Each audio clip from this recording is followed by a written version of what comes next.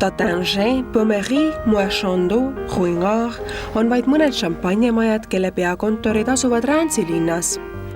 Rantsi linna võib nimetada maailma šampanja pealinnaks. Meie külastame Madame Barbe-Nicole Clicquot Poinsardin loodud šampanjamaja. Prantsusmaa põhjapoolsemasse šampanja maakonda soovis omal ajal suursuguse linna rajada Julius Caesar juba 2000 aastat tagasi. Niiske pinnase kuivemaks muutmiseks rajati hiiglaslikud lubakivi maa-alused kaevandused. Keskajal suurendati kaevanduste ala veelgi ja 18. sajandil võeti maha jäetud maa-alused koopad kasutusele šampanjakeldritena. Selle tama tunneli pikkus on 50 meetrit. Seda kaevati siia maa alla 5 kuud. Suurem osa 24 kilomeetri pikkusest veinikeldrist on kaevatud keskajal. Võite ise näha, seda tehti kõik käsitsi ja kui kaua seda valmistati, seda keegi ei tea. Lubjakivi kaevandustes on aastaringselt ühtlane temperatuur 10–12 kraadi ja õige niiskusega kliima ning puudub päikesevalguse ligipääs. Ideaalsed tingimused on vajalikud veini muutmiseks kihisevaks joogiks. Šampanjapudelitele pannakse metallised limonaadipudelite korgid ja 6–8 nädalaga moodustub šampanje. Pärast maitsmist asedatakse pudelid horisontaalsesse asendisse ja umbes 3 aasta pärast valmivad lihtsamad šampanjad. Selles samas reas siia on ladustatud vanaaegses stiilis ligi 1000 šampanjapudelit ainult väikeste puupulkade vahele. See tähendab pudeli kõrval need käsitsi pannakse ja käsitsi korjatakse. Mida kauem šampanja laagerdub, seda erilisemaks muutub maitse.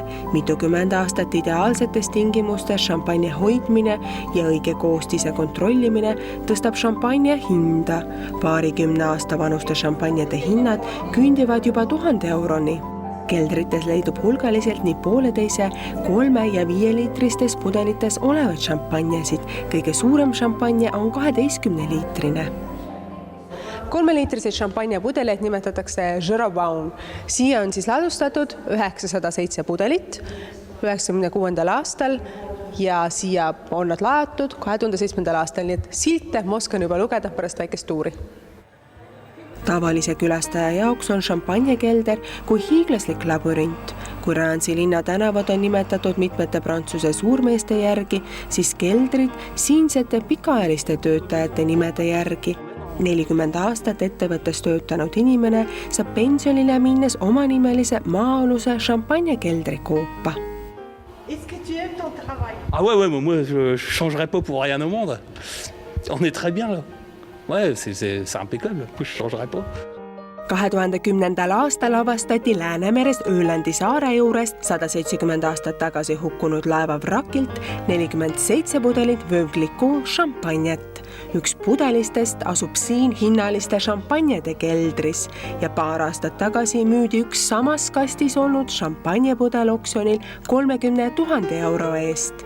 See on kõrgeim hind, mis on iial šampanjapudeli eest makstud. Pärast hinnalist avastust ja mitmeid uuringuid otsustas Veuve Clicquot lansseerida Läänemeres teadusliku veealuse keldri projekti. Sellel suvel paigutati Öölandi saare juures 40 meetri sügavusse veealune šampanjakelder 40 aastaks. Läänemeres on samasugused ühtlased šampanja valmimiseks vajalikud tingimused, nagu lubjakivi maa-alustes kaevandustes Prantsusmaal. Šampanjameistrite kinnitusel sõltub kihiseva joogi kvaliteet looduslikest ettearvamatutest oludest. Lihtsamad poes leiduvad šampanjad segatakse kokku mitme aastakäigu veinidest. Vintage šampanja valmistatakse ainult sama aastakäigu veinist ja valmimisperiood on minimaalselt 7 aastat. Pärast ligi tunni ajast maal veetmist keldrites ehk nähes, kuidas neid šampanjasid siis valmistada ja täpset protsessikirjeldust on mu käes Veuve Clicquot La Grande Dame ehk nende vintage šampanja. Viimane vintage šampanja anti välja 2004. aastal. Järgmises loos külastame 300 aasta vanust arhiivi ja saame teada, millal saabus esimene šampanjasaadetis Eestisse.